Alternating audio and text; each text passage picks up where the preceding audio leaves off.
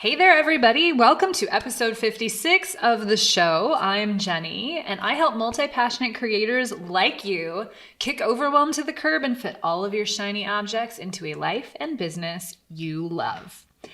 I am super excited to introduce you to today's guest, Dr. Angela Mulrooney, who is CEO of Unleashing Influence. Angela is a global speaker, best-selling author, and personal branding expert. She works with thought leaders around the world to clarify their message through brand archetype. But she wasn't always in this line of work. And if you watch her speak, you might peg her as a professional dancer. You would be right. And that is not all. So let's dig in to her super interesting story, shall we? Hey, Angela, how are you doing today? I'm well, thank you. How are you, Jennie? I'm really good. I'm so looking forward to having you come on the show. I think your story is so interesting. And in part, the reason I think that is because I have such a tendency to believe that people who identify as multi-passionate are strictly right-brained.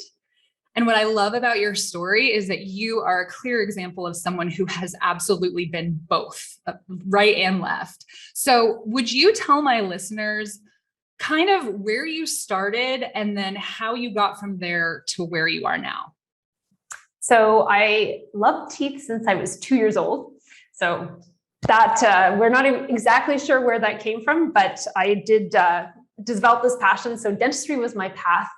At 24, I became a dentist and I felt like I had won the lottery. I was going to get to go and play at work and play with people's teeth. And it was really a dream come true.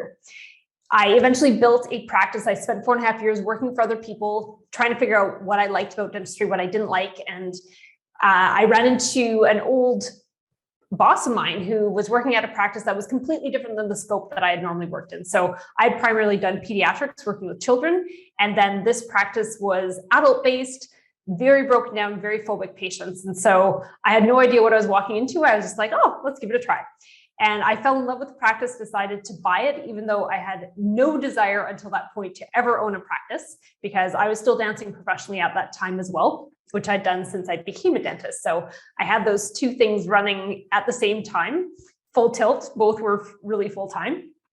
And ownership was never on my radar until I walked into this practice and I just fell in love with the potential that existed in this practice because it was broken down. You know, the carpet hadn't been cleaned in years. It was actually blackened from years of dirt. It took about 7 goings over with a cleaner to actually get it to turn back to beige. So that was the state of this. And I was like, you know what, I can turn this into something special. So spent a few years building my dream practice, had a dream patient base, had a dream team, had a dream facility, and then I got injured. And overnight, I went from living my dream to watching it catch fire and burn to the ground. And it took 2.5 years of trying to figure out what I wanted to do. Everyone was telling me, you know, keep your practice. You built this amazing brand. You know, you can have people working in your place. And every day I walked in there, it felt painful. It felt like they were wrong. And so I bought the practice during the global financial crisis when the oil crisis happened, and my practice was based in Calgary, which is an oil-based city. I just made the decision, you know, I'm not going through this when I can't be the one doing the dentistry. So decided to sell the practice, moved on to building my professional dance company as my way of healing from my loss of dentistry. Spent that year letting just the pieces kind of come together as to what had really transpired and what I could do about it.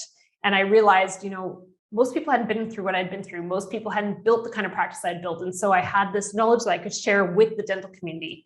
So decided to launch my business coaching company for dentists. In getting that launched, I took to LinkedIn and started just talking about what I knew about niching into practice, about dentistry, clinical skills, and about business. And in a year, I went from 200 to 12,000 followers on LinkedIn in the dental industry. And suddenly people were like, who are you? How did you do that? And they started asking me to help them with building their personal brands on LinkedIn. So that led to building Unleashing Influence, which is now the only company that I own. I've actually sold off the other companies that I built. And now I 100% focus on helping people to build their personal brands. Wow. It's such a great story. So do you still dance for like as a hobby? Dance was never a hobby. This is Right. something I've realized. I'm like, I don't really do hobbies. I get passionate about something and then I go full bore with it. So Yeah. I retired from professional dancing when I decided to move to Nicaragua from Calgary in, 2021. So I realized, I'd accomplished everything that I wanted to in dance, and it was time to pass on that company, pass on that profession to someone else to carry the flame. Interesting. So is it safe to say that you like a challenge? Because I'm hearing you say you took this broke down dental office and wanted to make it better, and to work with phobic patients seems challenging. Yeah. I don't think I consciously realized I like a challenge, but I think I always identified it as there's potential in this, and I want to see where this potential could go. So yes, you could define that as a challenge to dig up what could possibly happen. But for me, it's really just seeing there's potential. How can I actually realize that? Interesting. Okay. There's also two very different types of multi-passionate people. There are the people who return to the same passions.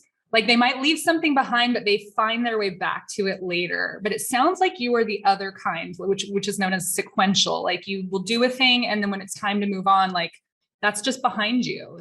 Would that be accurate? I think so. And what I do is whatever I learned in that previous thing, I still move that forward. I just don't necessarily go like when I was done with dancing, sold the company. I've sold the business coaching company for dentists because I was done with that. And now I'm focused on the next thing. But everything that I've learned in any of my professional paths still informs and is very much used in what I'm doing today. Yeah, I love that. I think that that's what makes multi-passionate people so uniquely qualified to do a lot of different things, is they're carrying with them all the lessons from the previous passion. It's all of that applies, I think, as we're moving forward. So I think that's a really cool trait that we all sort of share. So you work with thought leaders on clarifying their message through brand archetype. So can you talk to me about archetypes and how a person would go about identifying what theirs is for their brand? There is a quiz on my website that helps you to kind of macroscopically identify it. But brand archetypes, archetypes are really they're like a package of characteristics that exist through time. They exist in different cultures. They exist in story. They exist in mythology. So these are things that have existed across time, and they're very human. And what happens is, what I find is when someone understands what their archetype is, they suddenly kind of relax into who they are. They stop thinking, I'm a freak. No one else is like me. I'm too weird to succeed. And with the work that I do, there's actually 60 archetypes that apply to business. So there's the 12 big ones, and then they're broken into 5 sub-archetypes. And what I help them to do is figure out, what is the package of those archetypes? So some people are dominantly 1. Most people are a combination of 2 to 4. And when we can actually pull those together, then we can start creating this really dimensional version of themselves that we can put out there on LinkedIn. We can put that out there on different social media platforms and podcasts and speaking stages. And people start to go, I get what this person is about.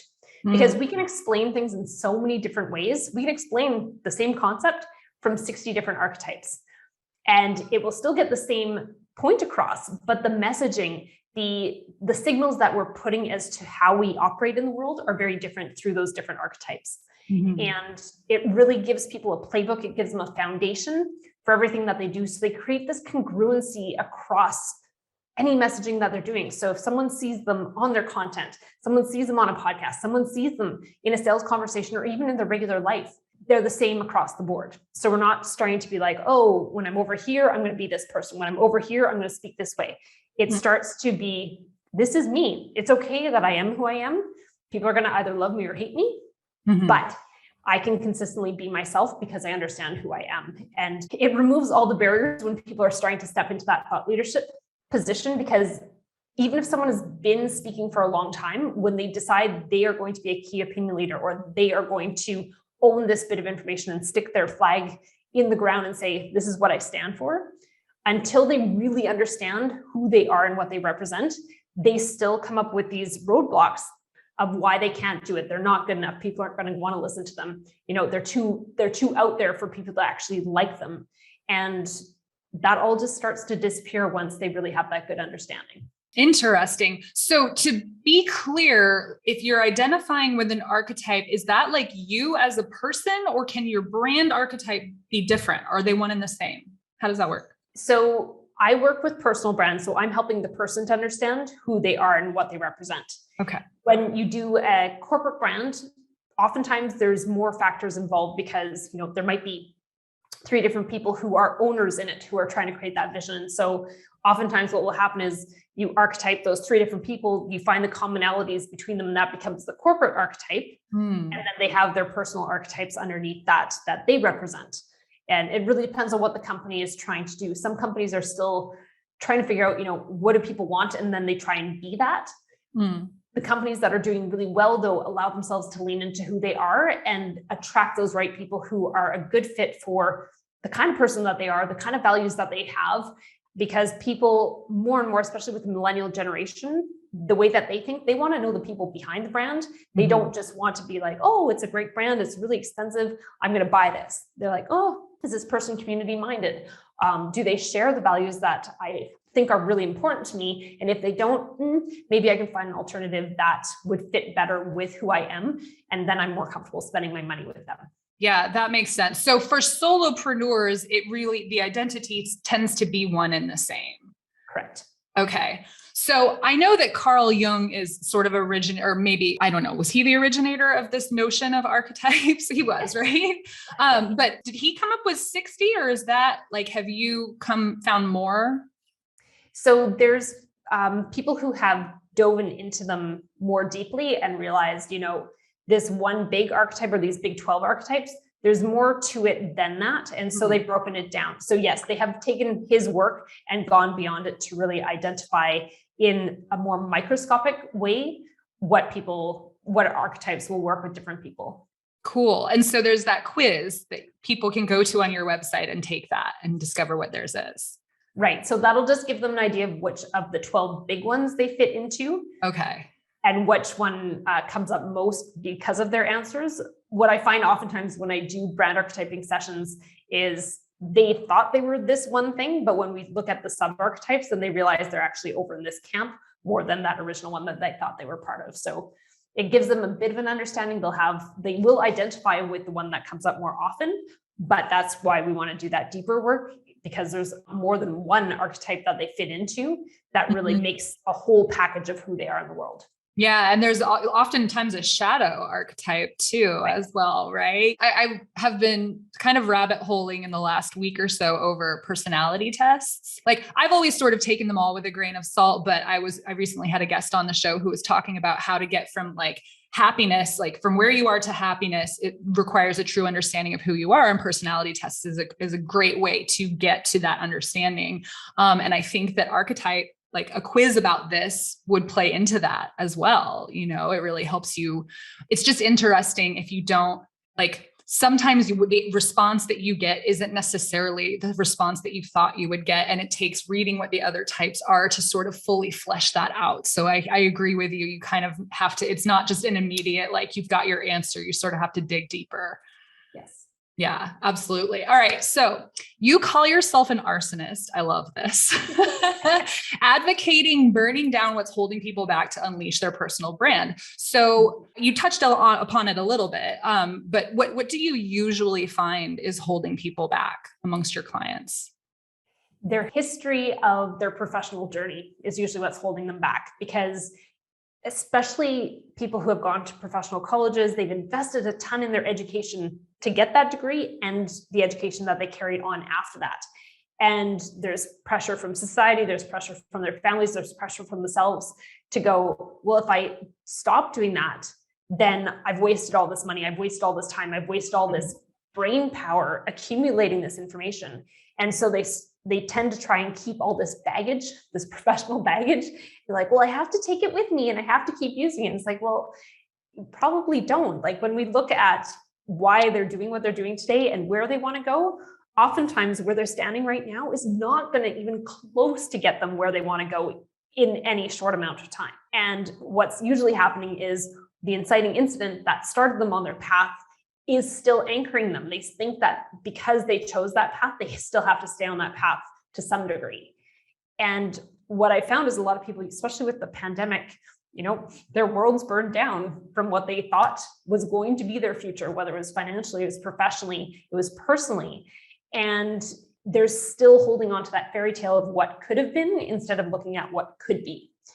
And so what I do with people is like what I did with myself. In 2021, that was the year of, I call it the year of the bonfire for myself. So I was like, I unfolded in so many different directions with all these companies that I built, because I had the dance company, I had the dental coaching company, I had the personal branding company. And when you have 3 companies that are doing really well, and you have a whole bunch of team members and all these moving parts, you're pulled in so many different directions. And part of me was thinking, well, I've put all this effort in. I don't want to waste it. I don't want to get rid of these companies. I don't want to walk away from this, because this has been like 8 years of my life building all this. And what I came to realize was, just like after I got injured in my dental practice, was that just because people were telling me you should keep this, and I was hearing other people's voices more than my own intuition, I was hearing this, you should. And the lesson I learned from keeping my practice for 2.5 years after I got injured, because people told me I should, once I realized I didn't want it, selling it was the biggest freedom in my life. And yes, I had to start again, but that the mental health piece, the spiritual piece, the energy piece of letting that go and realizing that was part of my past I needed to separate from, now I can move into my future, was a big deal.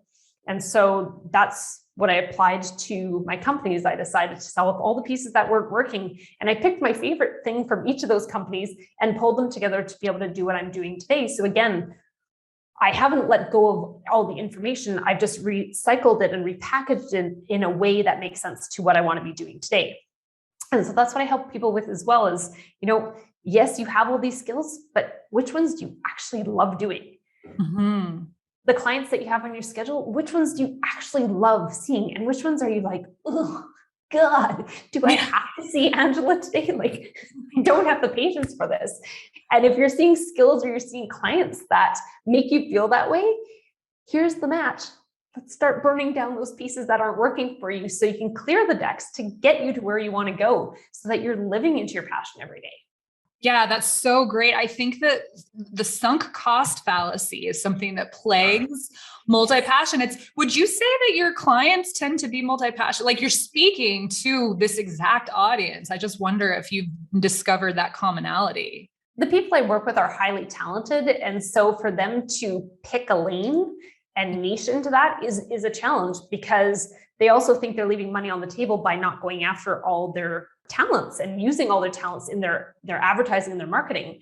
But what they don't realize until we have a conversation is that by having all these different things out there, they're very confusing to the marketplace. Mm-hmm. So if we can pick the best of all that, package it in a way that's understandable through the archetype, through your niche, then it doesn't mean you have to release all those other talents, but you have made yourself into a recognizable, easy to understand item for sale, whether it's a service, whether it's a product. You are understandable to the marketplace, which makes you trustworthy. It makes you credible. It makes people believe that, yes, you are a master in what you're doing.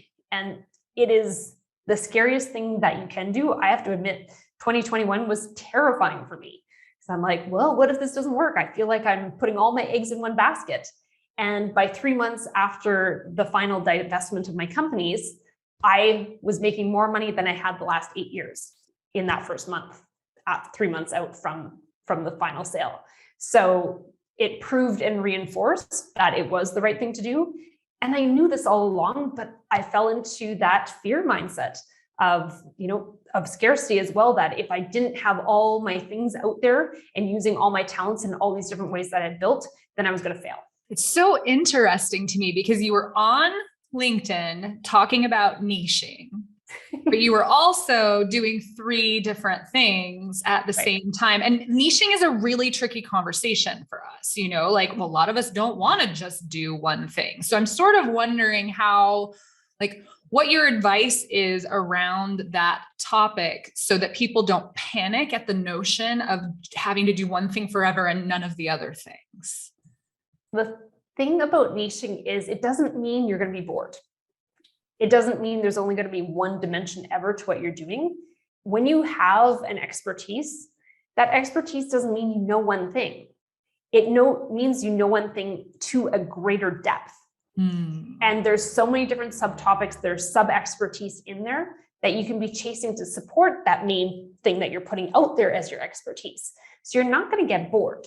But I think that's part of the multi-passionate thing is we're a little bit ADD and we're like, oh, sparkly thing here.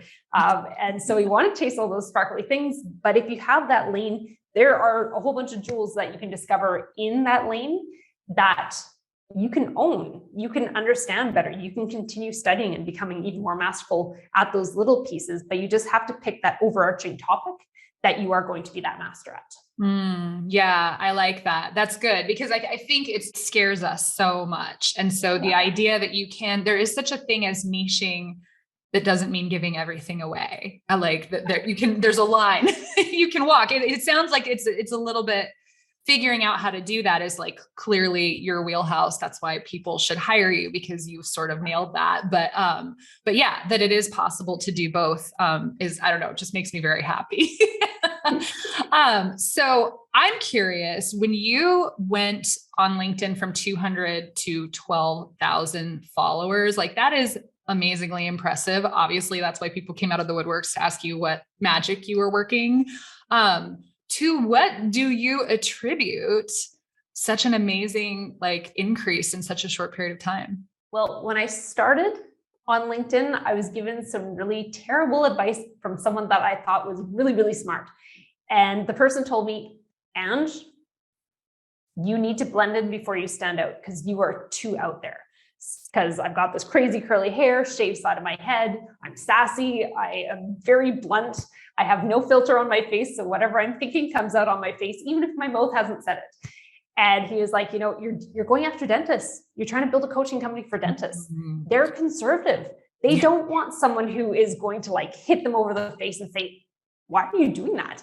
They need that gentleness and that coaxing. And so I looked at the people that I admired, the coaches that I had worked with, and they were all these senior, 60 plus men who had been dentists before. And they were conservative, they were measured, they were killing it in their careers, but they were from a different generation. And so I was 32 when I lost my ability to practice. I was 35 when I started my business coaching company. But I was terrified to stand out because this person said, you can't do that. And so I would create content. I would actually split my hair and pull curls onto this side so that I looked more conservative. I was measured with what I was saying. I was careful. I was politically correct. And I had a flat line in my social media following. And I was getting more and more uncomfortable. Every time I stepped on camera, I was like, ugh, I hate this. I don't like it. And my hair doesn't really like to be on this side. So I would do weird things and be so self-conscious. This isn't me. Yeah. Wow. And then one day I just said, screw it. I'm just going to be me and see what happens. Because what I'm doing isn't working. So I put my hair the way that I normally have it. I talked the way that I talked. I shared my knowledge the way that I thought about it, not with this umbrella of you have to blend in. And that's when people start to like what I was putting out there. They're like, oh, you have something important to say. I would get private messages saying, you're going to change the industry. You're doing great things. And I was like, where have all you been? Where have you been hiding? I've been putting stuff out there, but nobody was noticing it because I was blending in. So once I started to just be me, that's when the following started to happen. And that's what I teach people now is you have to be who you are, because if you aren't leaning into who you are, people can feel that. And it's icky, right? People get the icks. And once they have the icks, they don't trust you. When they realize, you're not walking that line of likability, you're being that person who's like, love me or hate me, this is who I am, then they can actually trust you. And you're gonna have people who love you, you're gonna have people who hate you. And that is a good thing. When you actually get that first nasty message behind the scenes or actually post on something you've put out there content-wise, you're doing something right because you've started to polarize your audience. You're gonna have some haters over here, but you're also gonna have people who love you. they're less likely to come forward and tell you that they love you before the haters come out. But you need to pay attention to the people who are loving you and know that the haters are just part of the process. Mm-hmm. And you're doing something right if you are alienating some people from what you're actually putting out there. Yeah, I think that's so true, that you can sense like someone who's being inauthentic, and also someone who isn't super clear on who they are, so that's why this work that you're doing is so helpful, to help people get so clear on who they are that they can attract exactly their right client. I think that that's amazing. So another thing that I really appreciate that you do is that you talk about how being a thought leader and an influencer on social media is a long game. I feel like everybody is selling that promise of like, make $10,000 a month, starting with an audience of 0. And no one is talking about the elbow grease that goes into developing that know, like, and trust with your audience. So can you speak a little bit to the realities of it? I mean, you did have explosive growth, but how do you manage your clients' expectations? And what should someone who is starting from a very small audience know their future is going to look like? Well, frankly, when I started my business coaching company for dentists, I didn't get a client for the first 12 months. That hurt. Yeah. Because I knew I'd invest all this time. I had built this amazing program. I had really important stuff to share with the community, and no one wanted it. And part of that was because I was living into the conservatism. I was trying to blend in, but you're not going to get instant wins. Some of my clients do, but for the most part, you have to be patient, because it takes a while for people to trust you. There's a ton of people putting out content. There's a ton of people claiming that they're experts. And, someone can do really good for 90 days and keep up a facade. It's like dating, right? If you make it past the 90 days, then you're going to actually really start understanding who they are after the 90 days, right? Sure. It's like employees. Yeah. And so if you can make it through those 90 days, you're going to have head games happening, because you're going to be like, oh, I'm putting all this work in, I'm not getting engagement. People aren't commenting. They're not liking. They're not giving me anything back. I'm giving so much. Around the 90-day mark, it starts to switch. And you'll start to have people start commenting and liking. And especially if you're using a platform like LinkedIn, people are so stingy about commenting and liking, because it's their professional reputation on the line by saying that you're doing a good job, by actually even giving you something as simple as a like. Put stuff out on Facebook. People are very slutty with their likes, Yeah. But on LinkedIn, they're holding on very tight, because if they put their stamp of approval and you turn out to be a moron, then that makes them look like a moron. So they're going to be very, very measured with how they're actually going to distribute their accolades. And again, they have to have that time with you. They have to see that, you consistently keep coming up with some new stuff. You don't have a knowledge base that they can easily Swiss cheese, because we do see people who are imposters as well. I've had people copy my content, especially when I was still doing the business coaching company for dentists. I had someone almost copy exactly the kind of content that I was putting out there. She even named her company similar to mine.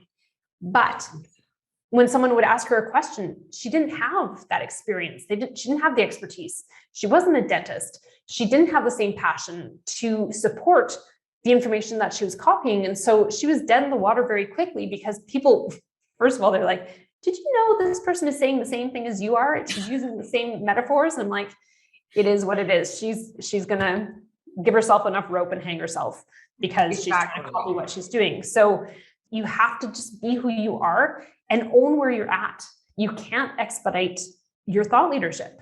You can have great things, and you need to keep putting those great things out there, so that you do build that credibility, you build that trust, you build that likability and lovability and hateability in the marketplace as well. And you can't expect to win overnight. It's just not a reality. You might get lucky. Yeah, exactly. If it does happen, it is luck. And I just think it's so important that people are aware of, like, this is hard work. You better be sure that it's worth it to you. I mean, like, for multi-passionates, being sure that this is the right path for you is like not really a thing, but you better be sure that working that hard appeals to you, or it's not the right thing. Right? Yeah. I have a question. I don't know how much you do with like Instagram, but What would you say, in your professional opinion, if you're creating content for both platforms, the difference should be? Because I often don't feel like Instagram posts necessarily belong on LinkedIn. So is there like a nuance there that I should be aware of? Yeah, the platform is built for different consumption of content. Mm-hmm. So Instagram is aesthetic, it is entertaining. Mm-hmm.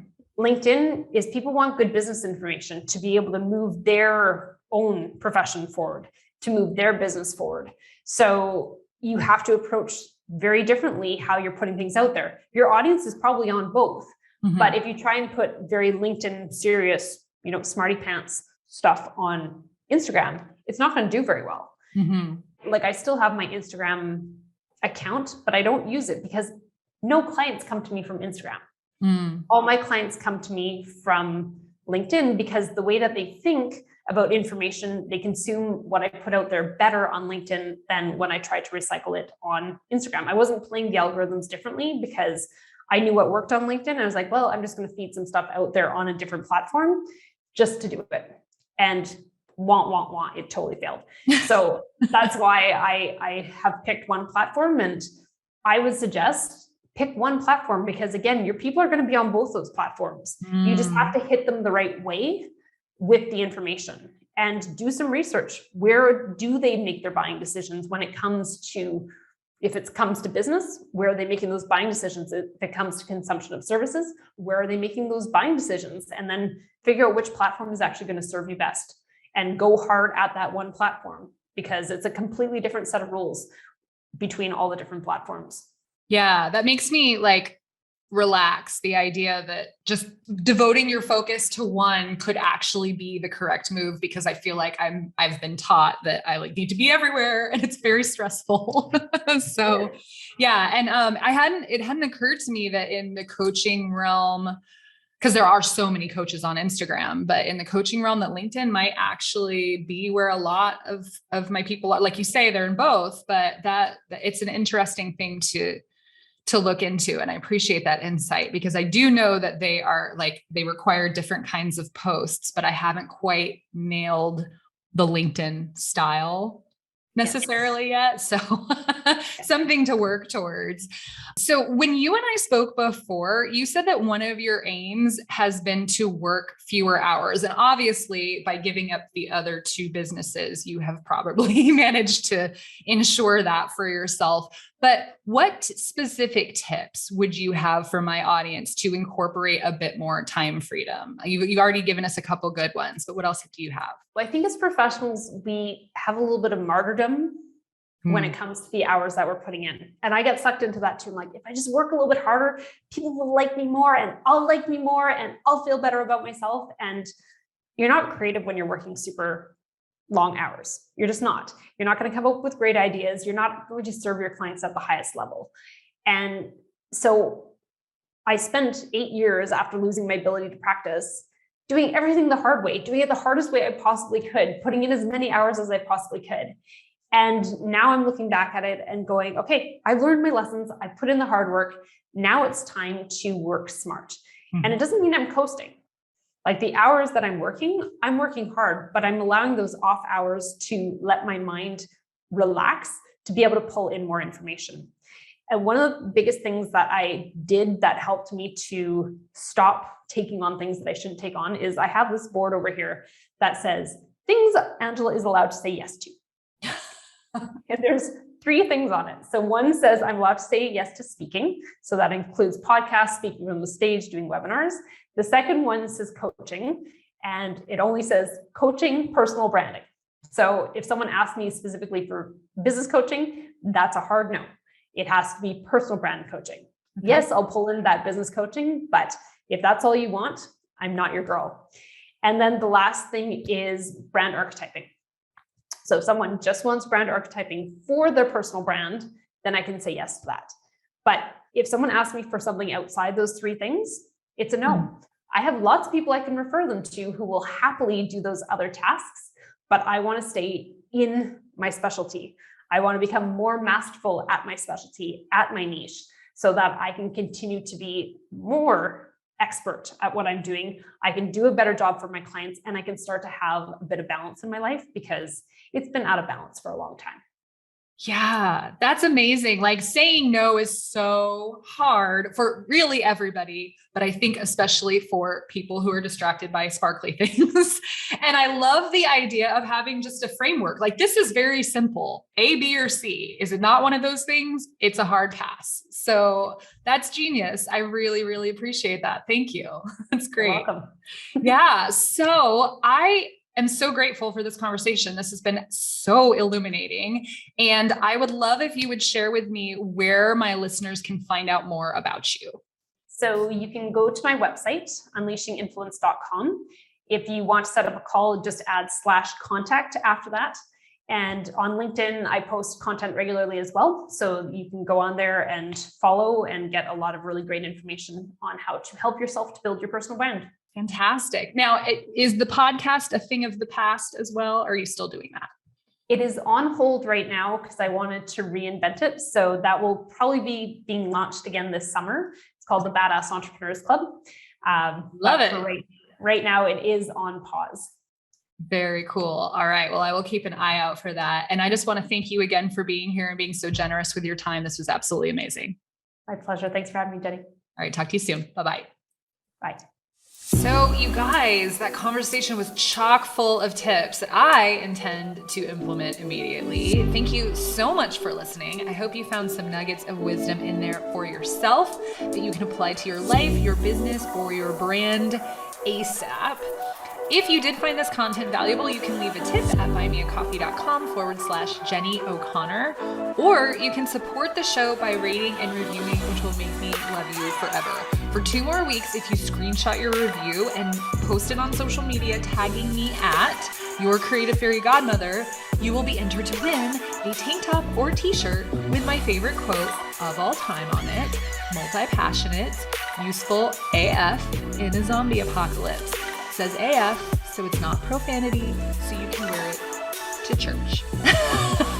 Or wherever you might feel compelled to wear this super awesome t-shirt. If you want to see what it looks like, you can go to my Instagram feed. I'm wearing the tank top. I think it's adorable. And I will be running that contest for 2 more weeks. So get in on that action as soon as you possibly can. Before I sign off, answer me this. Do you ever dream of what it would be like to hold your completed novel in your hands, or launch your first group coaching program, or finally start the Etsy store your friends have been urging you to start but that you have struggled to make time for? If you want to feel that sense of confidence and accomplishment and freedom that comes from creating income around your true passions, then you need the Achievers Academy in your life. It is my new membership program where you work alongside other multi-passionates to make real progress on your big, audacious goals, and where we hold each other accountable and cheer each other on when the going gets tough. You will get weekly check-ins with an accountability buddy, co-working sessions, monthly live trainings on productivity and time management strategies, hot seat coaching, meet and greets, talent swaps, and prizes for the folks who make the most progress in a quarter. And membership like this is how I went from just talking about writing a novel for ever to being 52,000 words into writing one and having a writing coach, y'all. I'm serious. So if you want the identity of somebody who does the hard things, head on over to JennieO'Connor.com/achievers and join us. And until next time, remember that unless we base our sense of identity upon the truth of who we are, it is impossible to attain true happiness. Now get on out there and do the thing.